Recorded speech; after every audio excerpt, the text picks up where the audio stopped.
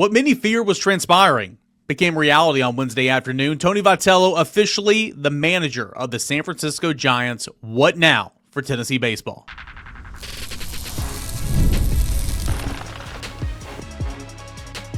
You are Locked On Vols, your daily podcast on the Tennessee Volunteers. Part of the Locked On Podcast Network, your team every day. Good Thursday morning, everybody. Welcome to Locked On Vols, your number one spot for Tennessee football news and entertainment. What a week it's been, right? It has been a long week, and we got a lot to talk about here on this Thursday show, presented in part by our friends over at FanDuel Sportsbook, where right now new customers can bet just $5, and if your bet wins, you'll get $300 in bonus bets to use across the app. You can download the app today. I'm Eric Cain, the host of Locked On Vols. I'm a member of the VolQuest.com team here in town covering your Tennessee Volunteers. Appreciate you guys making Locked On Vols your number one spot for Tennessee football coverage, news, entertainment.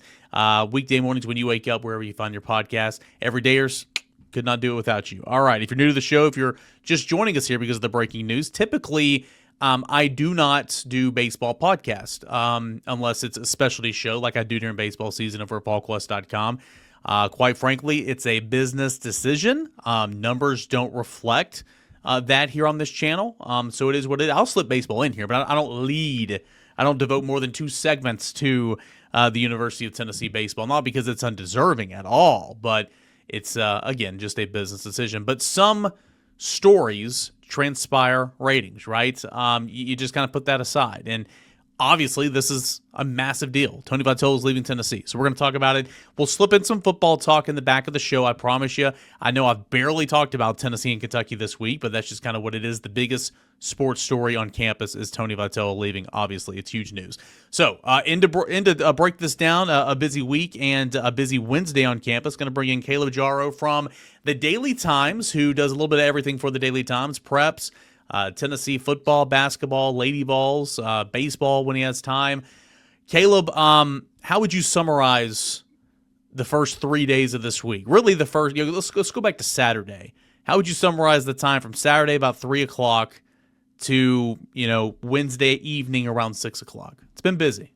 Yeah, and I think Saturday is the funniest one because, and you remember this too as a Braves fan, I see your championship stuff behind you. Tony Vitello's kind of floated as a name for all of these MLB jobs, but nobody took it serious because, kind of like we're doing now, you got to think of some out-of-the-box names of what if, in an MLB case, what if a president or general manager goes out of the box and tries to find somebody? And Vitello was an easy pick. And then all of a sudden, Saturday, that became true when every prominent MLB reporter started reporting that Tony Vitello was the guy that the Giants wanted.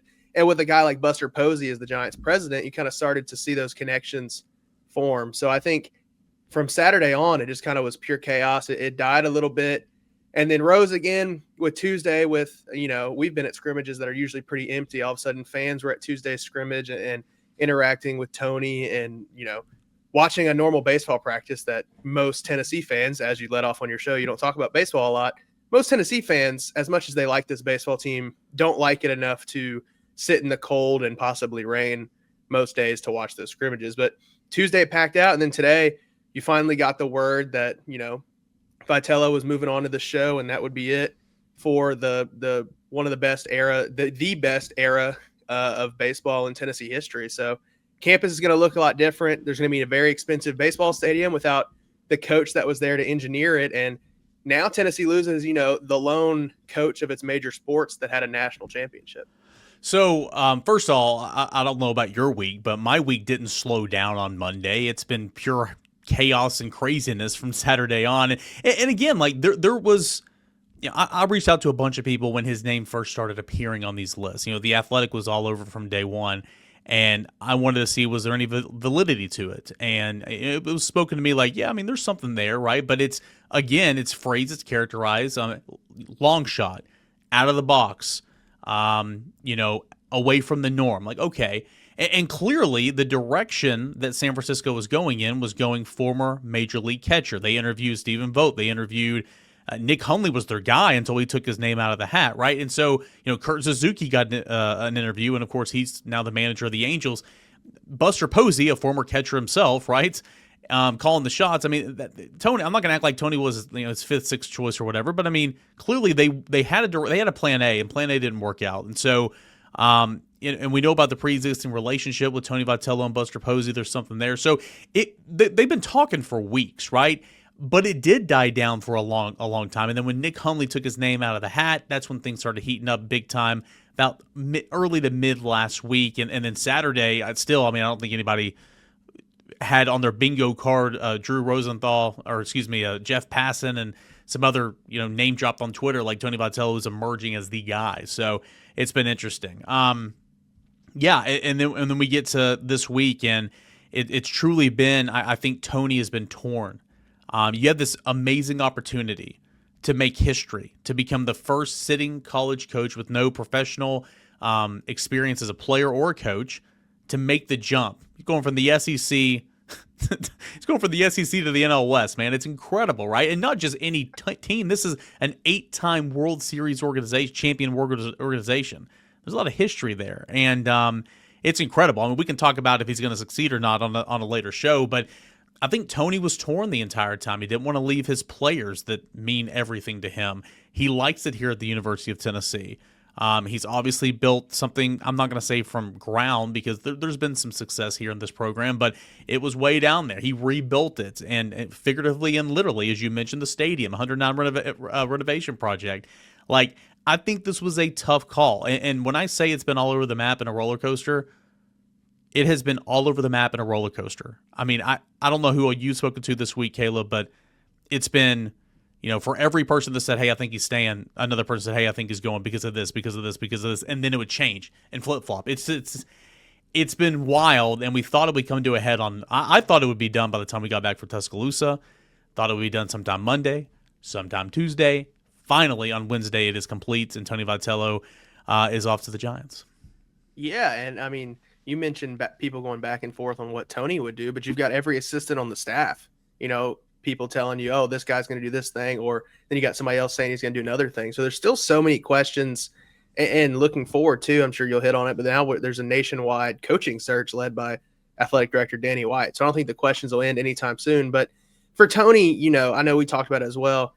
For a guy like him who's a baseball lifer, 47 years old at the top of his game, if the San Francisco Giants offer you a gig to lead their Major League Baseball team, then, I think it obviously wasn't a no-brainer for him, but you can see why he wanted to take that risk, take that also opportunity. No kids, no wife. Yep. Nothing keeping him here in Tennessee besides Tennessee baseball. And it makes sense why he'd want to take that risk, because also what else can he do at Tennessee? Sure, he could win more championships, but he's already won an SEC tournament championship. He's already won an SEC regular season championship. He's already won a national championship. So what else could he do in Knoxville? And for a guy who lives, eats, sleeps baseball like him, I think, going to the major leagues is a big jump. And, there's been a lot of talk about money and stuff, and athletic director Danny White dispelled some of those rumors today. But truthfully, at the end of the day, the job of a college baseball head coach has gotten a lot harder over the past few years, and the job of a MLB manager has gotten a lot easier over the last few years. Now he's really going to be focusing on just baseball. There's going to be no contract negotiations, no recruiting. Yeah, he'll help them land some free agents and talk to some guys, but it's not going to be like what it was where, he's at practice 4 days a week and then going to IMG or somewhere else on the weekend to recruit. It's going to be, from a baseball standpoint, a lot more baseball and a lot less of the politics around it and the recruiting and everything else. And he's a guy who loved that. So, I'm sure there are push and pull factors like there are with every job move. But for me, I feel like for a baseball lifer, you can't really fault him for jumping at that. And I also think for Tony too, he doesn't mind being the first to do something and be a trailblazer. He's the first to go straight from college baseball to the major leagues. And I don't think he has any issue being the first. And it's going to be a fun experiment to watch, especially for the San Francisco Giants, which are doing a lot of things unorthodox right now. But that's a franchise, like you mentioned, 8 World Series. They're not scared to spend money. So They're going to put that money behind him, as we've already seen with him, to pay his buyout and give him a nice contract. I'm sure once that becomes public, they're going to put some money behind him and try to get him success. A lot to get into. We're going to have Caleb on for the entire show. We'll talk football later in the show a little bit. Again, Tennessee does have a football game, in case you forgot. You probably didn't. You might have thought that I forgot because so much baseball coverage this week. It's been wild. We're going to get into that press conference. We're going to talk about some of the rumors that were dispelled by Danny White, or his attempt to dispel those. and continue this conversation at the relationship, Danny White, Tony Vitello. There's a lot out there, and I'm going to give my stance on that when we come back right here on Locked On Vols. Stay tuned. One of the tools that help make a huge difference for business owners is Quo, formerly OpenPhone. It's the same great business phone system that you heard me talk about before, just with a new name. Here's why it matters. Every missed call could be money left on the table. When every customer conversation counts, you need a phone system that keeps you connected 24/7. Quo is the #1 business phone system that streamlines customer communications. It works right through an app on your phone or computer, so no more carrying two phones and relying on a landline. They have an AI built-in agent, and it truly is a game changer, right? You can't escape AI nowadays. Don't try. Just lean into it, all right? Just lean into it. It can answer after-hour calls, capture leads, keep business moving, even when you are off the clock. See why over 90,000 businesses trust Quo, formerly OpenPhone. Get started for free and get 20% off your first 6 months at quo.com/lockedoncollege. That is Quo, QUO.com/lockedoncollege. You can even keep your existing numbers for free. Quo, no missed calls, no missed customers.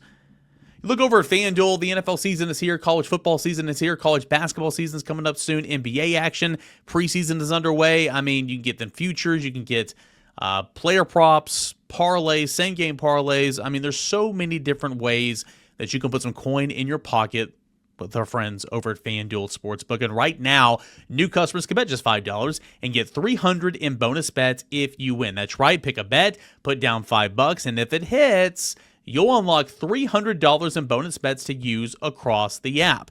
It's something for everyone. Again, if you know, sometimes I like pay attention to my fantasy football team on Sunday afternoons, and I'll jump in some live in-game betting over at FanDuel Sportsbook, and again, put some coin in my pocket. So, what are you waiting for? Visit FanDuel.com to download the FanDuel app today and get started. That is FanDuel.com. Get started today. FanDuel. All right, Tony Vitello is heading to the San Francisco Giants. Incoming for Tennessee baseball is fill in the blank. We'll talk about that here in a moment. Huge story in college athletics. Huge story in Tennessee athletics, obviously. I mean, I've had so many people from different markets or friends from across the country be like, wait, is this real? Is this serious? Like it's almost something that's just like too silly to even fathom. And again, it's because it's a massive risk that we talked about from San Francisco. And I think at the end of the day, that's what it's all about, okay? Do I think that Danny White, Tennessee Athletics Director, and Tony Vitello, former Tennessee coach, weird to say that now, former Tennessee coach, were best friends and had great communication and all that? No, I do not. No, I do not. Do I think they were mortal enemies? Probably not. I mean, it's probably somewhere in the middle, right? And I think Tony, just like every coach, Jay Johnson at LSU, Rob Vaughn at Alabama, Tim Corbin at Vanderbilt, I mean, we can go on and on and on. I think every coach in every sport, that is always fighting for more. I need more. It's an arms race. The old arms race used to be facilities and locker rooms and jerseys. Who gives a crap about that? Now it's all about money, right? And so it's an arm race to get more and more and more to go and compete and try to win championships. And what coach is going to sit here and say, you know what? I'm good. Yeah. Give part of my NIL share, revenue share to, another sport on campus. Nobody's going to do that. And plus you add in the fact with the scholarships reductions, I should say the roster spot reductions, upping the scholarship with the house settlement and this new weird DSA tag that's going to be in effect for the next 4 years. It just complicates matters in terms of roster sizes. So do I think that there was some give and take and some battles and some hard negotiations throughout the tenure? Absolutely, I do. And so I'm not trying to discredit that at all. I think there's something to that. Again, I don't think they're mortal enemies, but I do think there's something to that. But at the end of the day, Caleb, I think it's the San Francisco Giants. I keep wanting to say New York Giants. The San Francisco Giants came calling, and at the end of the day, that is what Tony wanted to do because it's a new challenge. It's a dream job. There's only 30 of them out there, and here we are. He is, it's still weird to say, he is now the manager of the San Francisco Giants. Yeah, and like I mentioned earlier, I'm sure there's some push and pull factors. For one, Tennessee fans might not like to hear it, but what did Tony have to lose in this situation? The Giants are the ones everybody's going to get, mad at and take flack if Tony fails. For Tony, if he goes to the MLB and the experiment fails and he flunks out, I would be willing to bet every single college baseball team would hire him. Maybe besides 2 or 3 SEC teams would hire Tony Vitello is their coach tomorrow if he was fired by the San Francisco Giants. So I think for him, after making the tough decision to leave a place he's rebuilt from the ground up. Besides that, it's a no-brainer for him, because if it works out, then he's going to be, the first of probably many college baseball coaches that'll turn into MLB managers, and he'll have a strong career until his 60s or 70s in the MLB. If it fails, then I'm sure he'll get another job in college and be perfectly fine. But to your point, I think people overblow the fact that, Tennessee, there's good and bad things, I would say, from being, as Tennessee markets itself, an everything school. And one of those bad things is you have a lot of very good programs that you have to spread the wealth around. And I think you'd be hard pressed to find another school in the SEC that's competing for football championships, women's basketball championships, men's basketball championships, and baseball championships. I don't think there's another school that's doing that. And with that means you have to spread around the wealth. And to your point, I don't think any coach is going to not push for more money. And I'm sure Tony was doing the same thing, because I feel like that's what every, head football coach, head baseball coach has to do. But at the end of the day, Tennessee has a lot of good programs, and you have to spread the wealth around. And truthfully, Kaner, maybe the funds were dry and, there were issues behind the scenes, but we didn't see any of those issues because the transfer portal class is still strong from Tennessee, and both of their next recruiting classes are ranked near the top of the country. So if there were money issues, then Vitello was compensating pretty strongly for those. Well, it's important to remember as well, okay, you have revenue share, and then you have NIL that's now run through the school. Okay, so those are two different things, or third-party NIL that's got to be passed through the clearinghouse and all that, right? So the 5%, as Danny White, said in his press conference when he was inviting questions to dispel rumors, I guess is how I would phrase it. I mean, women's basketball is at 5%, baseball is at 5%, as Danny White said. Now, through third-party NIL, that's a different bucket. Okay, so you're taking money from here, and then you're funneling back into your program. And I think that sometimes we don't know about that, or might get lost in the shuffle or something. Like there's different buckets to pick and choose from here. So, I think can it always be better? Absolutely. Is Tennessee's resources the best in the SEC? No. Is Tennessee's resources, worse than fourth best in the SEC? Absolutely not. I mean, it's right up there. Obviously, Tennessee's invested in baseball. They made Tony the highest paid manager or highest paid coach a couple of years after the national championship. $109 million renovation. So again, like the school is investing in the sport, and in terms of the day-to-day players, portal, all that and more, there's buckets here. There's rev share, then there's third-party NIL, and this is how you can draw and funnel back into your program. All right, so where does Tennessee go from here? We were talking about it earlier, I hate calling it a hog board. I hate doing it. I did it. I know I did one, but truly this early, these are, and I try to phrase mine as, here are some names that would make sense. I don't know what Danny White's going to do, okay? But here are some names that would make sense. XXX. I mean, that conversation starts with Josh Elander. Tony Vitello, gone. I keep saying Tony Vitello. Danny White makes Frank Anderson the interim coach, not Josh Elander. So Josh Elander can focus on the interview process and not have to deal with the day-to-day of, outside of his assistant duties, of leading a program in the interim basis. They're still in fall ball right now. So Frank Anderson's the interim. Josh Elander, who is probably the odds-on favorite, anybody you ask to, is going to be a candidate for the job. But they're going to open this thing up nationally. He's hired a search firm, just like he always has. He's using the same one, Parker Executive Search. And they're going to open this thing up. Weird timing of the year, Caleb. But as Danny White did say in his press conference, and I believe him, this is such an appealing job. I wonder what the interest level is, and because of the timing, we're in late October. And then I wonder who some of those names that emerge, and then I wonder how Elander stacks up against him. It's going to be interesting. Danny White wouldn't commit to having no interim for the entire season. He didn't want to back himself in a corner. I don't see that happening. I see them making a hire, in the next couple of weeks. National Signing Day is looming. They are very aware of that. I don't think you hire a search firm to let this drag out and do it in May or June. So, what's your thoughts on who could be next for the University of Tennessee? Yeah, I think overall it's kind of a weird situation. Obviously, it's weird that that you're hiring a baseball coach in October/early November, but it's also weird that they wouldn't just go with Elander as the interim for the search. Or what I kind of expected was that they would name Elander the next head coach from the jump. Because if you remember, it was last cycle or the cycle before, Elander was, mentioned in jobs like South Carolina, which is a prominent baseball job, and other schools who were hiring coaches. So I think from that standpoint, I was kind of surprised with the direction they would go. And also too, I guess the comment of, letting Elander focus on practice or focus on his candidacy, it makes it seem like they're doing him a favor. But at the end of the day, like, it's October 22nd. So how much work are they truly doing outside of the normal day-to-day, practice functions? And they have a scrimmage this Sunday in Nashville. Like, outside of that, then it's not much. But opening it nationwide this time. You're recruiting.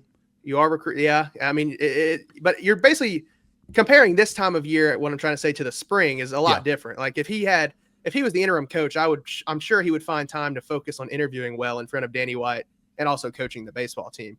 So that was a weird comment to me. But also, at this point in the season, it's going to be tough to conduct interviews, find a coach. Everybody's practicing, everybody's recruiting, everybody's has their roster set for the next season. Everybody's comfortable where they're at. If you're going to try for a job, it's usually, like you said, at the end of May or June when everybody's trying for jobs. So it is a weird situation, but there are interesting names out there that Tennessee should attract. Like you mentioned, you're getting investment. If you want to like sell a new coach on this stadium, it's going to be $109 million renovated stadium. You've got a fan base that is rabid. There's a lot of NIL pool, obviously.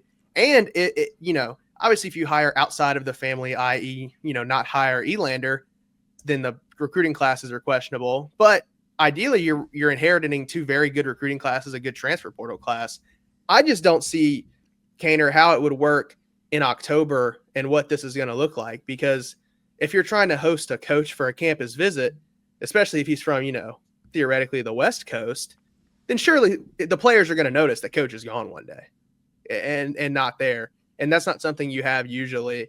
But these coaching searches are crazy, and I think Tennessee can attract a high-value baseball coach now with where it stands as a program easily, in the top half of the SEC, probably top 4 or 5 in the SEC as well.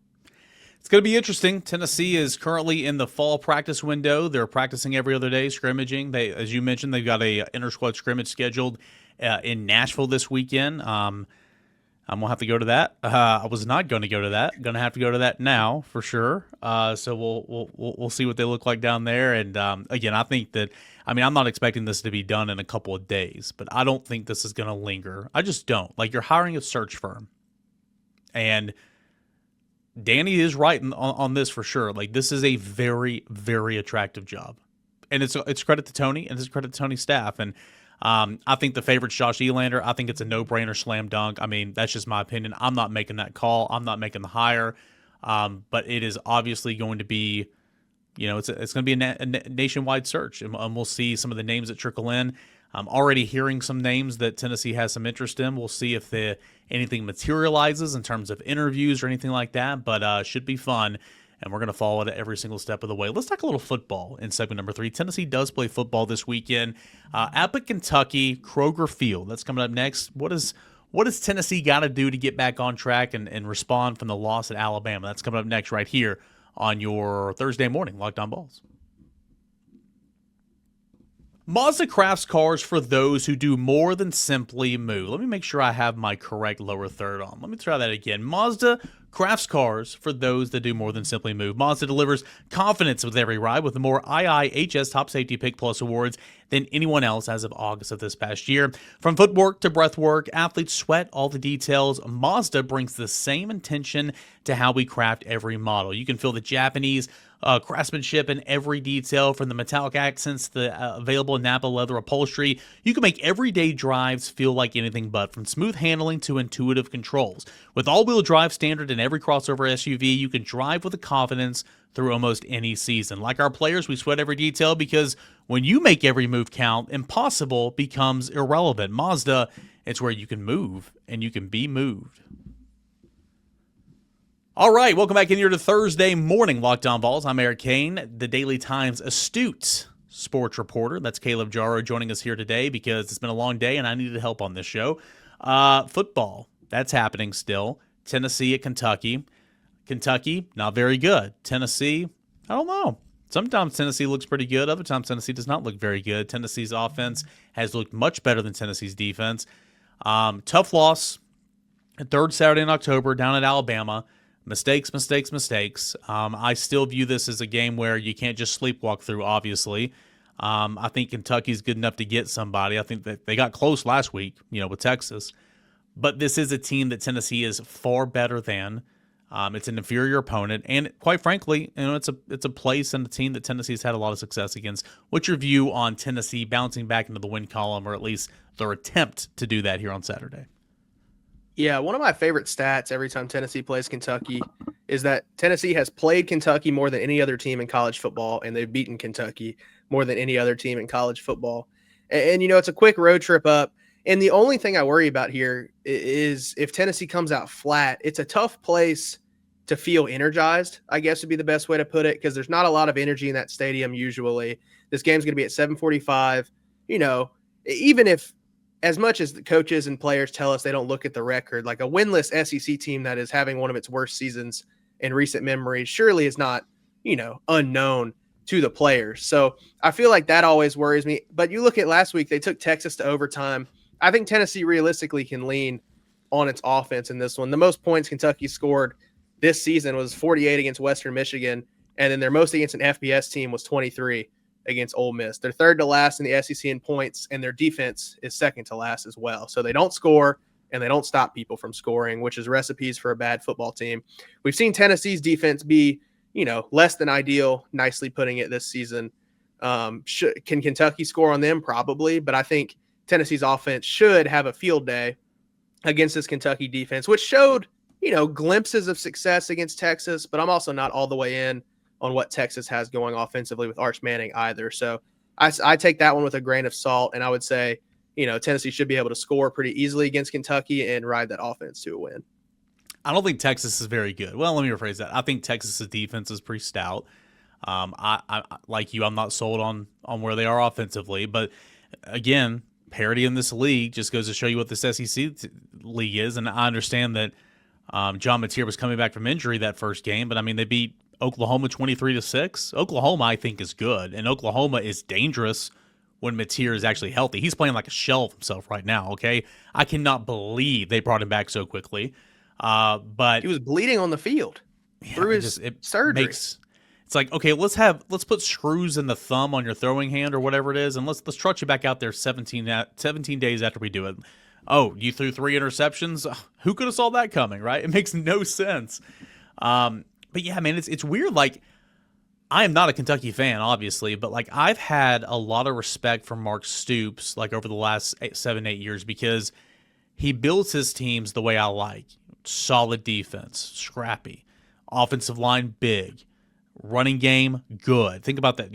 Chris Rodriguez, whatever his name is, Smoke, Benny Snell, quarterbacks. They go out and get a transfer from the portal. It haven't worked out for them, but they've at least invested and got out and tried to get a quarterback, to come in and play in the system. They've even had some great skill here lately with Dane Key, Barryon Brown. Like they run multiple tight end sets a lot, and I like the way he's gone about his team, and he's had an MO.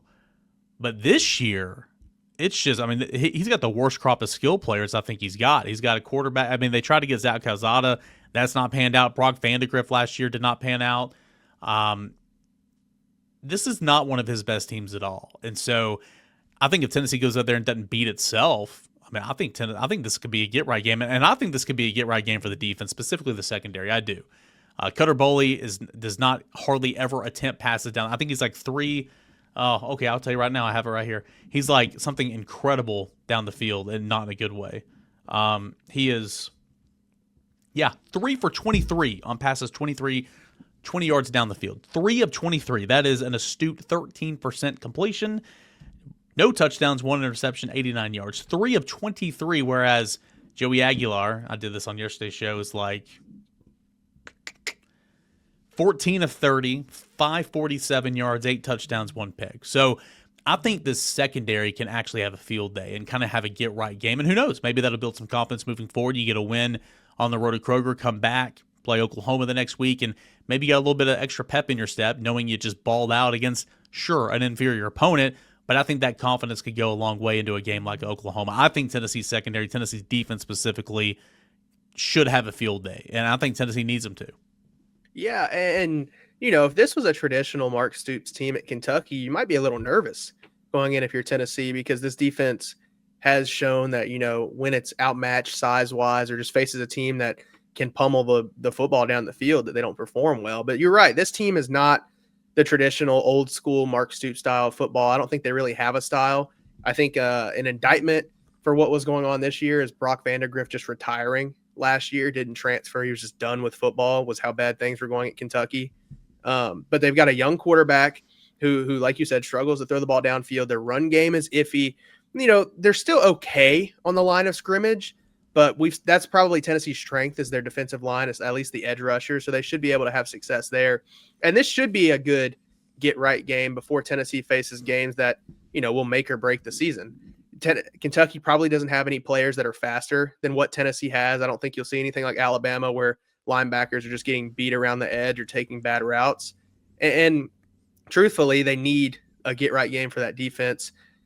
And you need to see something out of that defense. Hopefully you can get some younger guys in maybe this weekend and see if you've got some talent there, because the road ahead does not get easier offensively. Looking down at, Vanderbilt coming in, that's a strong offense with Diego Pavia, even if Tennessee people don't want to admit it. And then Oklahoma, by the time John Mateer comes to Knoxville, he'll probably be healthy. And that's the scary thought, is a healthy John Mateer with how well Oklahoma was playing when he was healthy in that offense mixed with their defense. So I think if you've got a week to work out kinks, that's not New Mexico State, an FCS opponent at home, it's this week at Kentucky.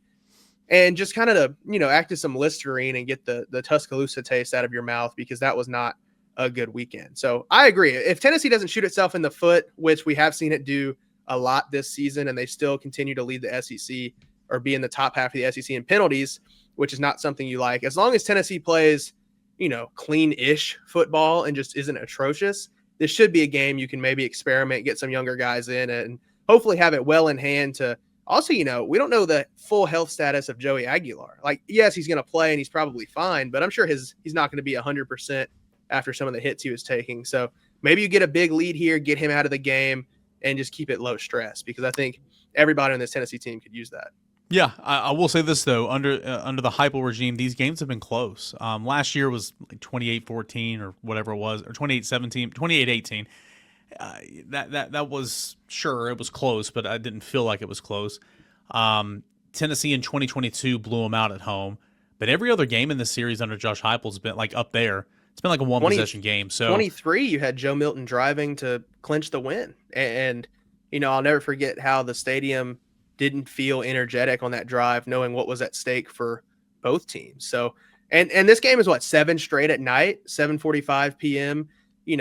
Even if it's not a raucous environment, that's a late game, late at night, air quotes, prime time, that could easily make this one another close one. But I think Tennessee should avoid that at all costs, because if you're letting a team like Kentucky hang around that has nothing to lose, then things might get dicey as you get late in that game.